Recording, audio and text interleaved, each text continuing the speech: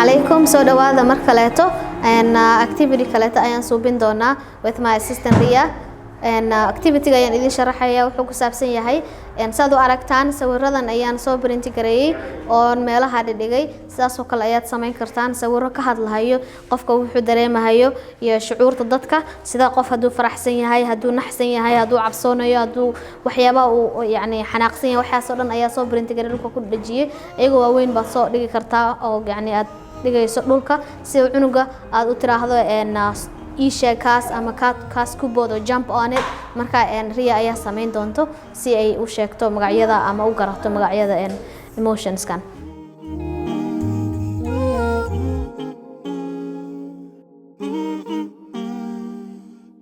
some are sad, some are surprised, some are like, oh, what's happening? What is that kid feeling? Is he feeling sad? Are you sure? What's his face? He's feeling happy. I see you smiling. Can you jump on the one that says happy? Which one is happy? Yeah, that circle. How about the one that feels sad? Which one is sad? Droopy face, sad. Which one? Look behind you. Behind you.